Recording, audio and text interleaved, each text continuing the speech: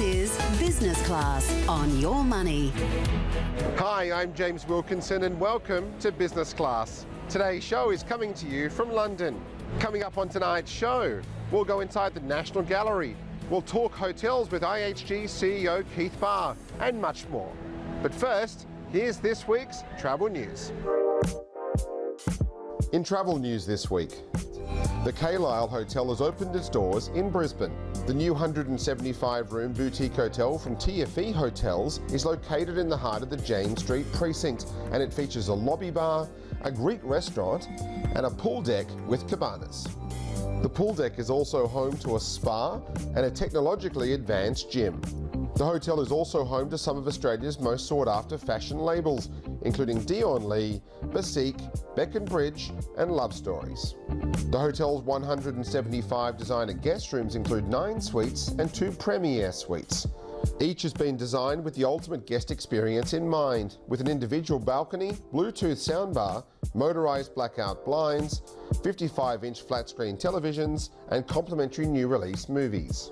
In Sydney, the Westin Hotel is set to become a Fullerton Hotel, with the property's Singaporean owners taking over management from Marriott in October 2019. The hotel will be rebranded the Fullerton Hotel Sydney, and it will sit alongside the company's 2 Singaporean hotels, the Fullerton and the Fullerton Bay Hotel.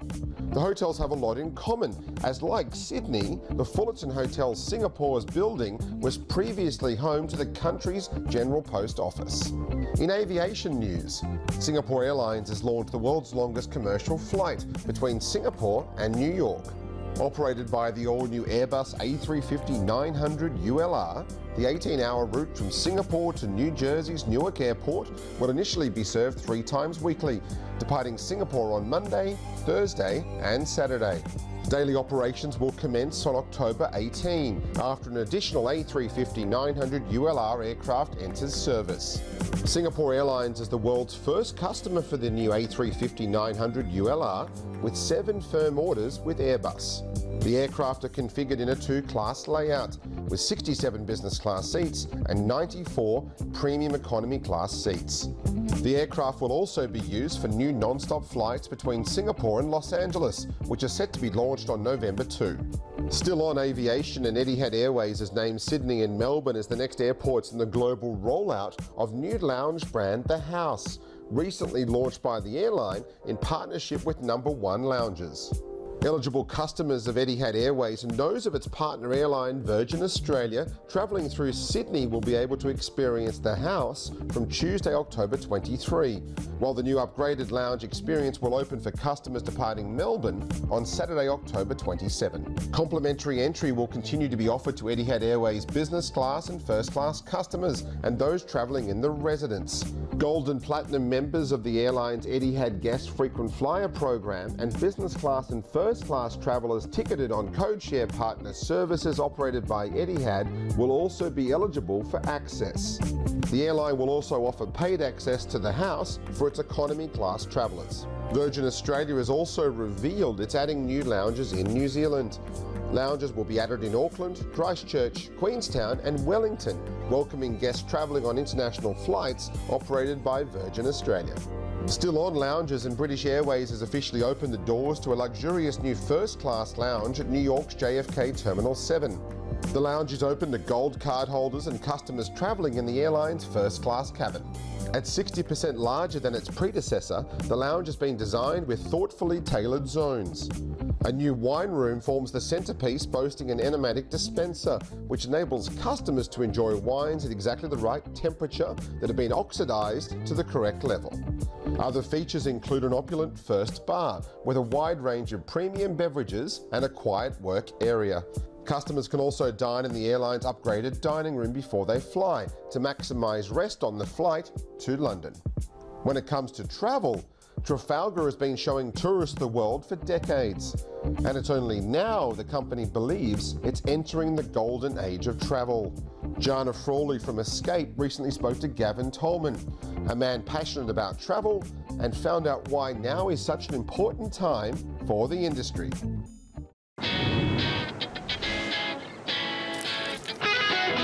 What makes up the good life? Someone asked me long ago.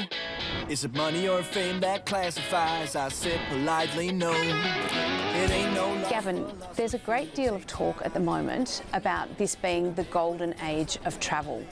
What does that mean to Australians who are wanting to book a holiday? The opportunities for Australians to travel throughout the world have never been easier than this exact moment right now. Today you can go anywhere you want because of the availability of flights. And so for Australians, the opportunity to go and discover the world and really feel and attach to these incredible places, this is the moment. And so for me, that is the golden age. Trafalgar is one of the biggest group tour companies in the world. What does group touring look like in 2018 and how has it changed in the past decade? What we do is we take out a number of like-minded individuals, all traveling from around the world, coming together and going to discover the destination together. And secondarily, the very reason we travel in the first instance is making those connections. Connections to the people, the places, the experiences that you can have. And every single one of our guides today are trained to understand everybody as an individual and making sure that what brought you there is what you get out of it. And to me, it's one of the greatest things. So we have over 600 guides around the world, and each one of them are some of the most enigmatic personalities you will ever meet. And I personally, whenever I go anywhere, the first people I call are them, to ask them, well, what is interesting, what should I be doing, what is happening, because that is what they do for our guests. You referred to the connections people make when they're travelling, and I understand that cultural and environmental factors are very big for your company and for travellers at the moment. Tell me a little bit more about that. What Trafalgar looks at, and it really has become part of our very DNA, is the fact that we want to ensure that you can travel globally, but you sustain locally. And what does that actually mean?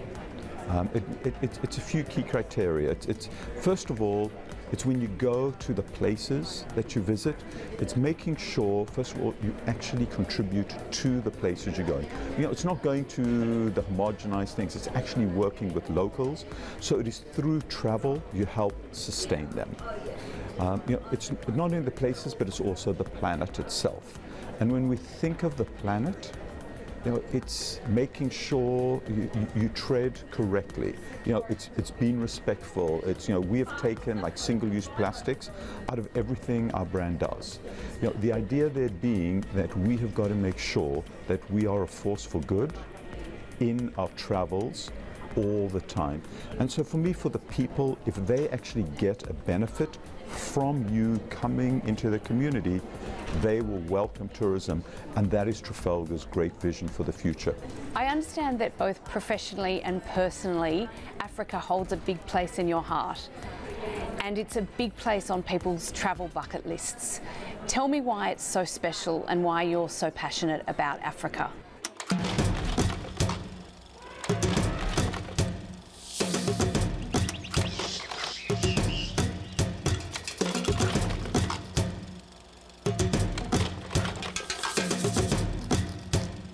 If there's one place you ever travel to that will change you forever, it is Africa. And when I talk Africa, I'm really talking about the wilds of Africa.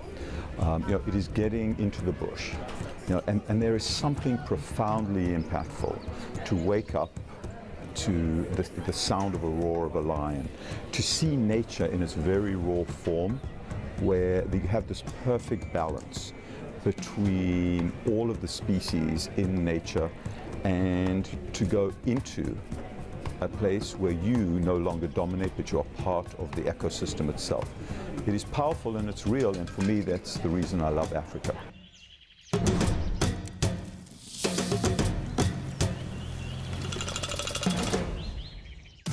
We'll be back with more Business Class on Your Money, and be sure to check out yourmoney.com.au.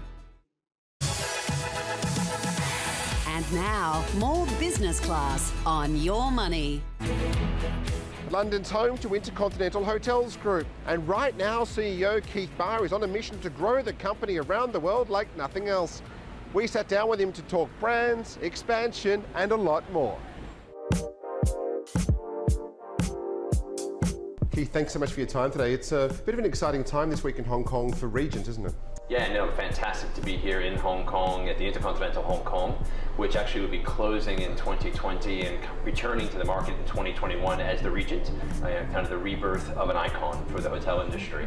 And we've been basically bringing the Regent brand back to the marketplace this week, talking about how we're contemporizing and evolving the Regent brand, and meeting with development community across Asia Pacific, and really excited about what we're hearing for the interest of Regent across this part of the world. For many years, it was one of the lost great brands of the world, and you're really bringing it back to fruition. You know, the latent love for the Regent brand was something that I knew existed, but has continued to surprise me. Speaking to people last night, talking about, my honeymoon was in the Regent in Bali, or my first job was in the Regent in Sydney. And so in all those markets across Asia Pacific and globally, we're seeing people want the Regent brand to come back into those markets and getting great conversations in Rome, New York, Sydney, Bali, Tokyo. And if you look at what you're doing, I mean, you haven't been really sitting still in your 12 months as CEO now, have you? You've really gone out there, you've launched new brands, you've pushed into new markets, you've invigorated other brands that have been taken over recently as well. It's been exciting. It's been a great first year. We've launched new brands. Avid Hotels in the US already signed 130 hotels there. Now just announced we're taking that into Germany, into Mexico, into Canada. We launched the Boko Hotel brand recently, a great upscale brand. 3 signings in Australia recently, and a number of those happening in Europe as well. And we have the Regent Hotel brand. So we're really seeing great momentum across the brand portfolio and accelerating our growth. And if you look at those markets, obviously Australia, very important for you. More than 20 properties coming within the Australasian region right now, which is a lot since actually you were there back in the late 2000s as well. So this is really huge growth for IHG. It's really exciting to see what's happening in Australia and New Zealand, across the Pacific right now. Just real great momentum of domestic development, so people in Australia building for Australia, and great hotels. So we have Hotel Indigo, we've got a number of Holiday Inn Expresses, our wellness brand Even Hotels, so it's really exciting to see the growth there, and just fantastic product and great locations. And I think if you look on a global scale too, you've obviously in all the big gateway cities making a lot of inroads. Now obviously we're here in Hong Kong, this is becoming a region. Sydney's big for you, London obviously, you've just done a huge deal and taken over one of the capital's most beautiful new hotels. Yeah, so it's now going to be the Kimpton Fitzroy in Russell Square.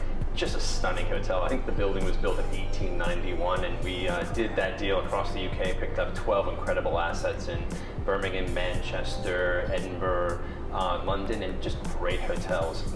Heritage, 100+ year hotels. Great. So we'll have 4 Kimptons, we'll have a few Vocos, we'll have an Intercontinental going into Edinburgh. So yeah, great portfolio of hotels there. And you haven't had to acquire much in the last few years. You've had a couple of little strategic investments, and that's obviously one of them, but a lot of internal growth as well. Yeah, that's the great thing about IHG. We have such a great brand portfolio and an organic growth story too. And so you think about the first half of this year, best signings in over a decade, the best number of openings of hotels in over a decade. So we're sitting now at over 800,000 hotel rooms open and over 250,000 in development. That's about 1,700 hotels. So, and that's principally an organic growth story, which creates huge value for our shareholders and just great experiences for our customers. And if you look at all that growth with all these new hotels coming along, is this making it harder or easier when dealing with existing hotels that need to renovate? We continue to raise the standard because customers want to see our brands continue to evolve and grow. And so as we bring in new assets and new brands and new product into markets, it does push our owners to say, we need to be competitive, which at the end of the day is the great thing for our guests because they're getting wonderful experiences. And no secret, you've been one of the companies that's really gone after the business travel markets in the last 30 years. And obviously you've got a lot of leadership on that front, and you've got brands that do suit the business traveler, from your boutique Kimptons right through to your luxury Intercons and Regents. The great thing about IHG is our ability to play across the chain scale of hotels. And so for that road warrior in the United States, we have a Holiday Inn Express. For that international business traveler, we've got Intercontinental. We'll be hitting 200 Intercontinentals around the world this year too. So we've got the brand portfolio, and we tie it together through an incredible loyalty program with over 100 million members too. So it's a great way for us to engage in that segment of business. And obviously one of the most exciting segments, leisure anywhere in the world, isn't it? It just continues to grow. We were talking earlier about it. It's just the demand for leisure. As you're seeing, again, emerging markets mature, growing wealth, travel becoming easier and less expensive. Leisure travel is just booming around the world, and this whole bleisure piece too. People saying, you know, I'm going to do a 3-day meeting and I'm going to stay over the weekend, or I'm going to fit in that additional day. It's just become the nature of travel now. You think that's where it's sort of coming on with your portfolio as well, where someone might go and stay at a Crowne Plaza in New York and then have the weekend at a Kimpton? Definitely, you know, we see people do that, and I think that's why, like I'm excited about the Voco brand, because that's pushing a little bit more into leisure as well too. So it's something that can be a business stay, but it's got a really unique experience in food and beverage, and overall the guest room and the arrival and the overall just kind of tone of what that brand is about. So it kind of lends itself to bleisure quite well. And if you look at that brand, what's your elevator pitch on Voco? And if I was a developer, why would I sign with you? You know, we have a number of developers who love what I call our programmatic brands. You know, like a Holiday Inn Express. It's turnkey. We're going to tell you how to build it, what the room is like. We're going to tell you where to buy the bed and so forth. So it's really easy to do. We have a lot of developers who want to put their own personality into it too. So they want to be in the power of our enterprise in IHG, but want to bring their own personality into the design of it. So Voco lets them do that. So there's some distinct hallmarks from the brand around the arrival, around food and beverage in the room, but the design can reflect the local environment and the market, and lets the owner get a bit more involved in that, which is a great experience for them. When we talk technology, what are some of the ways IHG is really innovating at the moment? Well, we've launched our global reservation system, which is the industry-leading cloud-based system. We're about 97% complete, so we're in over 5,000 hotels right now. And that's just cutting edge. Effectively, we're moved away from the traditional mainframe technology platform to cloud-based, which gives us such incredible flexibility and functionality moving forward too. So that's been one of the biggest things we've ever done as a company. Happy to see it coming to the end and it going so well. Wonderful. Thank you so much for your time. Hey, great to see you. Thank you. Coming up after the break, we go inside the National Gallery, and we also check into one of the most luxurious hotels here in London. We'll be back with more Business Class on Your Money. And now, more Business Class on Your Money. One of the most luxurious hotels is the Bulgari Hotel in Knightsbridge. Let's go inside. Costa, we're here at the beautiful Bulgari Hotel in Knightsbridge, and what makes it so special in your opinion? Many contributing factors, James. First of all, the very contemporary Italian design. I think it's a very different space in the context of London, despite the many other hotels. That gives it a very residential feel. So when you stay here, you feel more that you own a residence in London rather than you stay in a hotel. There is a huge generosity of space. The number of 85 bedrooms that the hotel has perhaps gives the wrong perception. It's very generous in space, and it was created back in 2012 for the London Olympics. And then is the neighborhood. It's a very celebrated neighborhood, but also is a very diverse neighborhood. You've got the Royal Park right in front of the hotel. You've got vast London residences to our left, amazing shopping of Sloane Street, Harrods just 2 minutes away, and Harvey Nichols. So there's something for everybody. The arts are not very far either, the Victoria and Albert Museum, the Royal Albert Hall. The cherry on the cake of the Bulgari Hotel London is actually our service motto and our team. We talk a lot about providing informal but impeccable service, and that's really what makes all the difference for us. And if you look at what the hotel offers, you've got fantastic food and beverage here as well, don't you? Absolutely, a great variety. The lounge as you come into the hotel is a place that evolves throughout the day, and you can see London starting early in the morning and finishing with a nice drink. Barr with a beautiful selection of cocktails and wines. Right next to it, our cigar shop and sampling lounge. And at a lower level, our all-day dining Riviera, bringing the best of south of Italy and south of France together. So a very diverse culinary proposition. Obviously great food, but also well known for your drinks here as well. A great wine list and great cocktails. Indeed. Cocktails, I would say, was our strength. Our Negronis, our aperitivos, obviously that Italian heritage that we carry through into London. And a very extensive cocktail list where our mixologists prepare for our guests on a daily basis. Absolutely. There's not too many Italian hotel brands in the world. This is one of the more unique ones, isn't it? And tied into a very special fashion family. Correct, correct. The Bulgari family established Bulgari Roma many years ago in Rome, and from there at some point with the Dolce Vita and the Cinecittà, Bulgari became very prominent. And what sort of completed that proposition was the creation of hotels. The first hotel being in Milano, Bali followed, London for the London Olympics in 2012. And not so long ago, we opened Beijing, Dubai, Shanghai, and there are plans for Paris, Tokyo. So it's a brand that is growing. There is a design continuity and a design consistency, so you feel like you enter and immerse yourself in a Bulgari hotel. And there is that tradition of excellence and authenticity that we find in all our hotels. So very unique and very handcrafted without rushing to become something huge.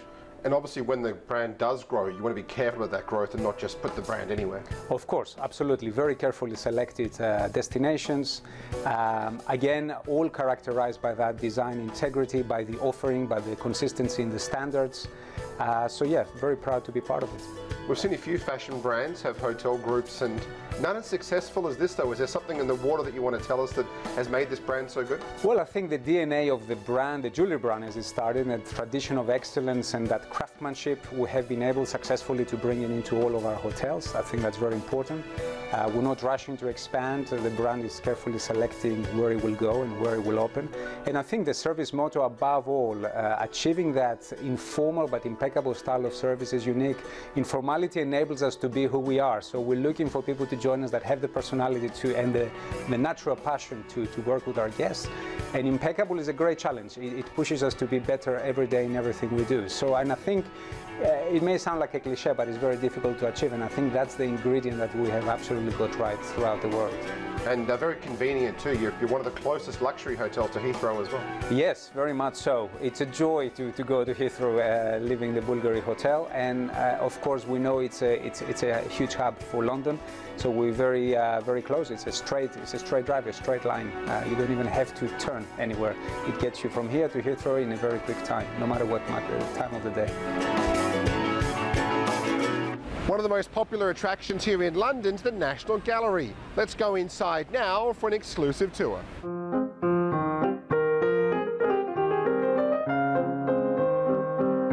Well, Susan, we're here at the National Gallery in London, one of my favourite galleries in the world. And if I had a couple of hours to spare, what should I come and do?